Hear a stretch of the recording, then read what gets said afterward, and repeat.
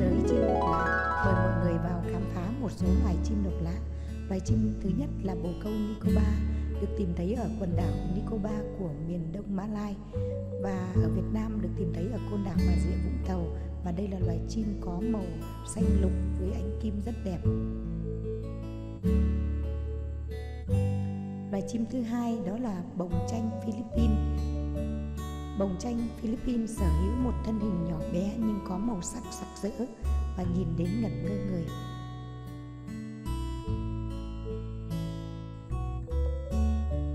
Loại chim thứ ba là bồ câu vương miện Victoria, được tìm thấy ở miền Bắc New Guinea.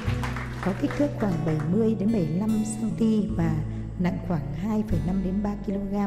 Đầu mang vương miện, nhìn chúng rất đẹp, tưởng như là một vị khổng tượng. Vì vậy được đặt tên theo tên của nữ hoàng Anh Victoria.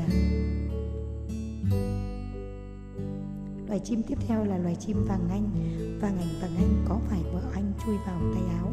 Loài chim vàng Anh được các em thiếu nhi biết đến trong truyện cổ tích Tấm Cám. Và đây là loài chim thuộc bộ chim sẻ, sống phổ biến ở vùng nhiệt đới. Chúng ăn sâu bọ, hoa quả, mật ong, có bộ lông màu vàng tươi, thân hình nhỏ nhắn, dễ thương, xinh xắn, được nhân dân khai thác làm cảnh. Do vậy số lượng loài hiện nay còn rất ít. Vì vậy chúng được ghi nhận trong sách đỏ Việt Nam. Chúng ta cần bảo vệ loài chim nhỏ nhắn này. Loại chim độc lạ tiếp theo là chim mô đen. Chim mô đen sở hữu một ngoại hình kỳ lạ với vẻ ngoài độc đáo nhất, được tìm thấy ở Colombia và Ecuador. Chim mô đen có kích thước khá lớn, từ 35 đến 50 cm, toàn thân phủ màu đen và trên người của nó mang một chiếc yếm thịt rất dài, bắt đầu từ cuống họng thả lơ lửng xuống dưới, và khi bay chúng mang theo chiếc yếm này. Với con cái thì chiếc yếm này ngắn hoặc là không có, còn với con đực thì chiếc yếm này rất dài. Chiếc yếm này là vũ khí để thu hút bạn tình. Khi gặp bạn tình, nó sẽ khoe mẽ bằng cách biến chiếc yếm từ ngắn sang rất dài và xù lên để thể hiện sức mạnh của bản thân. Loài chim Sitala wingnacha là loài chim nhỏ nhắn thuộc bộ cú, nhưng khuôn mặt của chúng chẳng giống chị em họ nhà cú tí nào, và hai bên cánh của nó có hai chiếc lông dài làm cho chúng khi bay cơ thể uốn lượn như những con diều, làm nên vẻ độc đáo. Loài chim tiếp theo là loài chim Guadeloupe foreigner, là loài chim sở hữu bộ lông màu đen mượt, nổi bật là có chiếc yếm màu xanh dương ở cổ, trông rất độc đáo. Chúng phân bố ở Papua và Indonesia. Và chiếc yếm màu xanh dương là vũ khí để chúng khoe mẽ trước bạn tình của nó. Và với những cái vũ điệu nhảy múa hết sức độc đáo, chúng đã chinh phục bạn tình của mình một cách rất chuyên nghiệp.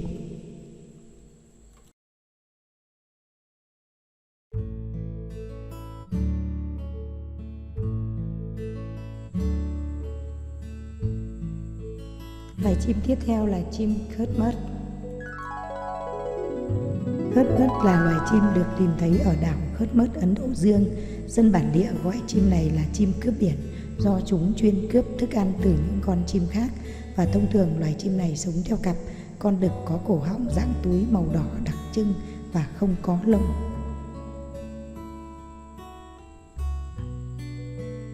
Và khi gặp kẻ thù hay là gặp bạn tình thì lập tức các con chim đực Cutmurt sẽ nằm ngửa và ưỡn cái bộ ngực đỏ rực của mình ra để khoe với mọi người rằng là ta có cái bộ ngực đây này, nhìn vào đây này, ta chẳng sợ ai. Và cái tư thế nằm ngửa và ưỡn ngực như thế này giống như tư thế của một kẻ bất cần đời thường hay ăn vạ để dọa nạt đời.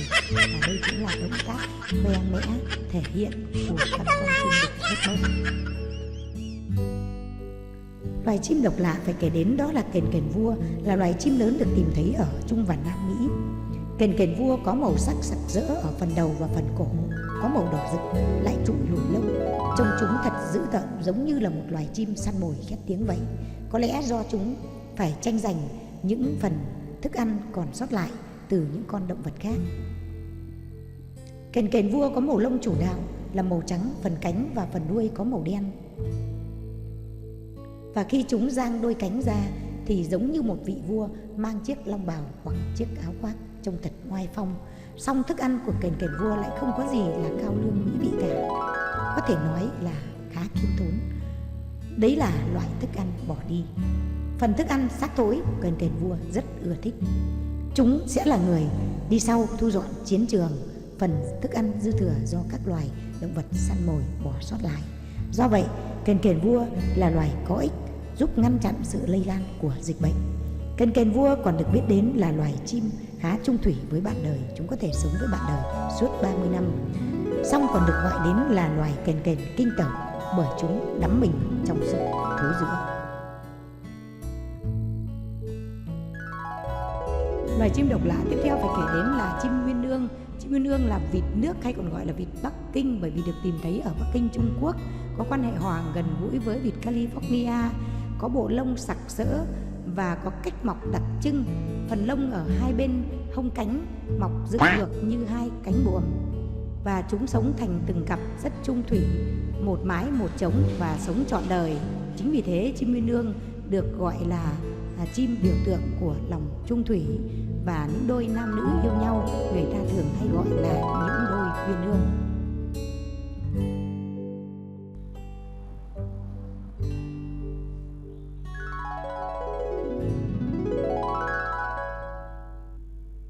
Loài chim độc lạ tiếp theo phải kể đến đó là niệc cổ hung, có màu lông ở phần cổ màu nâu hung đỏ và có cái mỏ dài.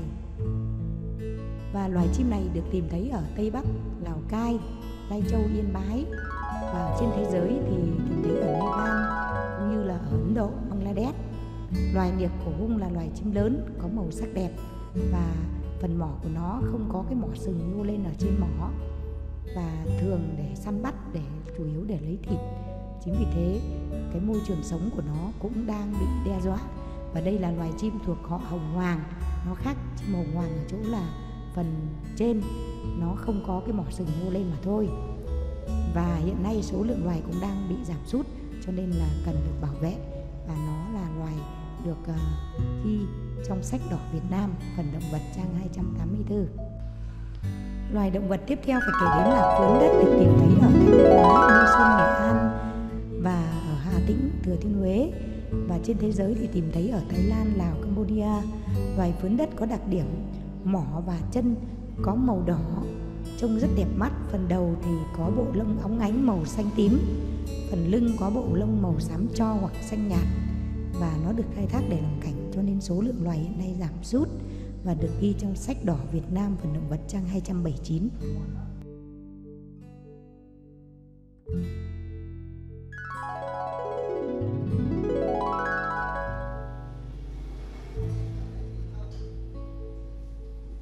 Loài chim độc lạ tiếp theo phải kể đến là loài sếu vương miện, được tìm thấy ở hoang mạc Sahara.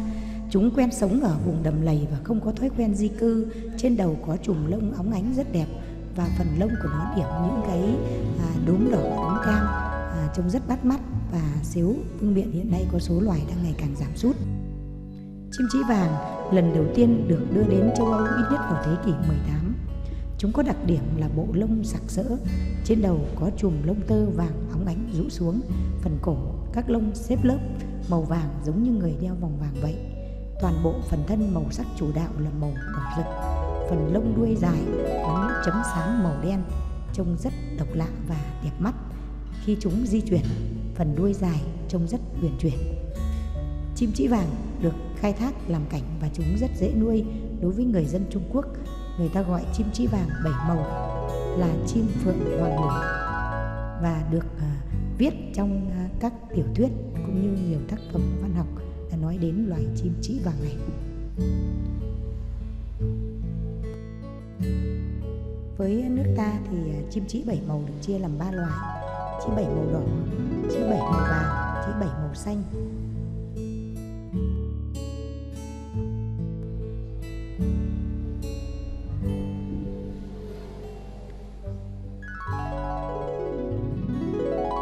Trĩ bảy màu xanh là loài chim được du nhập vào nước ta, song đã được thuần hóa để phù hợp với điều kiện sống, và nó có kích thước dài khoảng 85 đến 100 cm và có bộ lông rất đẹp và quyến rũ, đặc biệt phần lông đuôi dài, óng mượt và xếp thành những khoang đen, khoang trắng, trông rất bắt mắt. Phần lông ở phần đầu và phần cổ xếp thành lớp giống như là những chiếc vảy vậy. khí để giúp chúng khoe mẽ với bạn tình. Trĩ sao lớn. Trĩ sao lớn khoác trên mình bộ lông màu xám hoặc màu vàng nâu, và trên phần lông của nó óng ánh hiện lên những chấm bi màu đen nhỏ li ti hoặc màu xám, trông rất bắt mắt. Phần đuôi dài uyển chuyển, phần chân có màu đỏ. Trĩ sao lớn là loài chim được khai thác làm cảnh.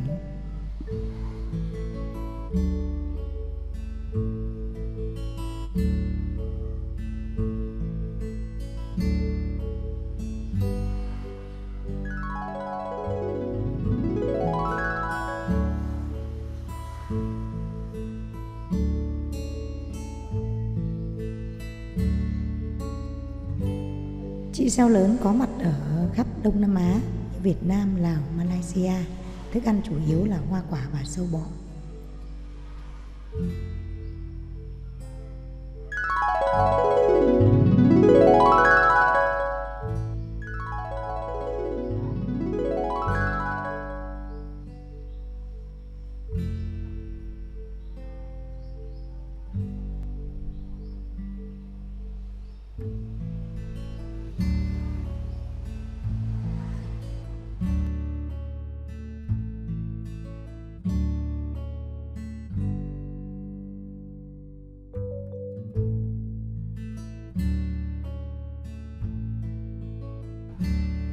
Loài chim độc lạ tiếp theo phải kể đến đó là phượng hoàng đất. Khoác trên mình màu lông chủ đạo là màu xanh dương, phần đầu và phần cổ có màu xanh đen óng ánh. Điểm tô ở trên đầu cánh và phần đuôi là những đốm lông màu trắng. Mỏ và chân có màu đỏ. Khi bay tạo dáng vẻ uyển chuyển như những con công, con phượng. Phượng hoàng đất còn có tên gọi là chim rẻ cùi, có kích thước dài khoảng 65 cm nhưng nặng chỉ khoảng 200 g. Loài chim tiếp theo là chim thiên đường, có bộ lông nổi bật sặc sỡ với nhiều màu sắc khác nhau nhằm để thu hút bạn tình. Sở hữu bộ lông đẹp như thế này cho nên người ta gọi chim thiên đường là chim đến từ thiên đường và là loài chim đẹp nhất thế giới. Chúng thường xuất hiện ở trong các khu rừng nhiệt đới, rừng đầm lầy hoặc rừng rêu và rất là khó để phát hiện ra chúng. Loài chim tiếp theo là chim đớp ruồi thiên đường châu Á, là loài chim sống chủ yếu ở dãy núi châu Á và châu Phi. Loài chim này có bộ lông màu trắng, phần đầu, phần cổ có màu đen hoặc màu xanh. Có phần đuôi rất dài và kích thước của nó khoảng 18 đến 21 cm, nặng khoảng 12 đến 23 g. Và có 3 loại thiên đường, đó là thiên đường đuôi phướn, thiên đường đỏ đuôi ngắn và thiên đường trắng.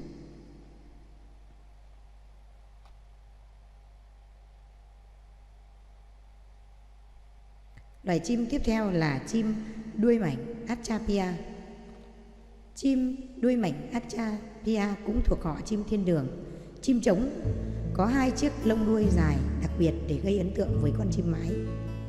Và vì chiếc lông đuôi dài như thế này cho nên là chúng rất dễ bị phát hiện. Chim Acha đuôi mảnh có lông đuôi dài gấp 3 lần chiều dài cơ thể. Do vậy, chúng dễ bị phát hiện và không thể tránh khỏi ánh mắt của kẻ thù.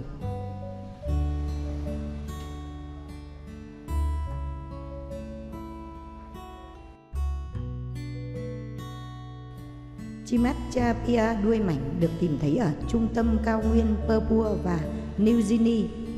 Nó nằm trong nhóm tuyệt chủng do nạn săn bắt trộm để lấy đuôi. Loài chim tiếp theo là chim nuốt nữ hoàng hay còn gọi là chim đuôi seo, sống tập trung ở phía Nam, Bắc Mỹ và Trung Mỹ. Đây là loài chim có trên quốc kỳ của Guatemala và là chim có bộ lông màu đẹp nhất trong các loài chim. Toàn thân phủ màu xanh lục lấp lánh, phần lông ở ngực có màu đỏ thẫm. Chính vì thế chúng làm nên vẻ đẹp lạ thường và là biểu tượng thiêng liêng của văn hóa Maya.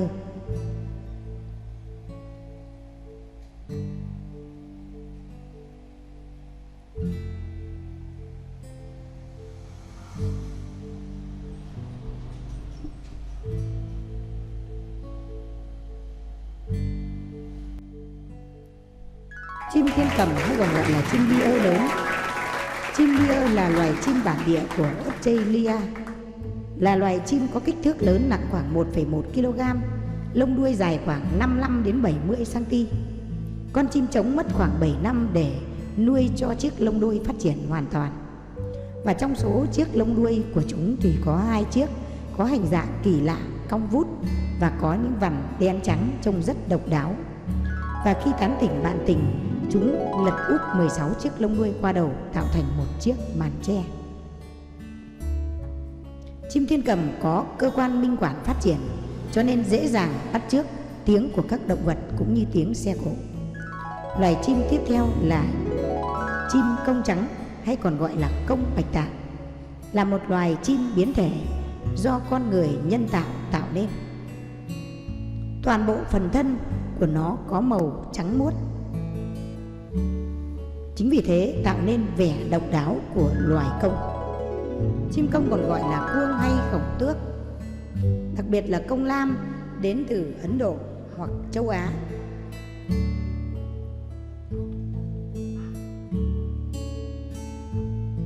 Bộ lông đuôi của chúng dài và lộng lẫy. Điểm lên trên đó là những họa tiết bắt mắt, đó là những đốm màu trắng hoặc màu xanh.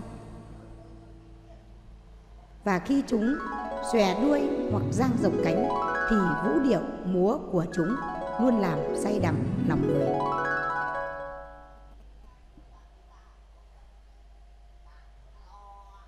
Chính vì thế chim công được nuôi để làm cảnh và được bảo tồn trong các vườn thú.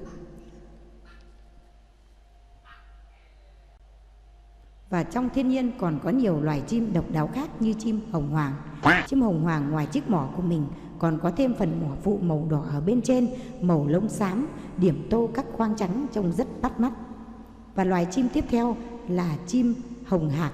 Chim hồng hạc toàn bộ phần thân có màu cam và các lông tơ óng mượt, cổ cao. Và loài chim hồng hạc tạo nên vẻ đẹp của bức tranh thiên nhiên độc đáo như thế này. Do vậy chúng được rơi vào tầm ngắm dùng để khai thác làm cảnh. Do vậy số lượng loài cũng đang ngày càng giảm sút.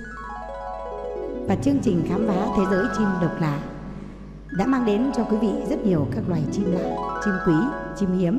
Giờ đây xin mời quý vị chúng ta hãy nhanh tay đăng ký kênh để động viên tinh thần để chúng tôi tiếp tục làm thêm những video clip hay và độc đáo hơn nữa. Xin cảm ơn quý vị rất nhiều.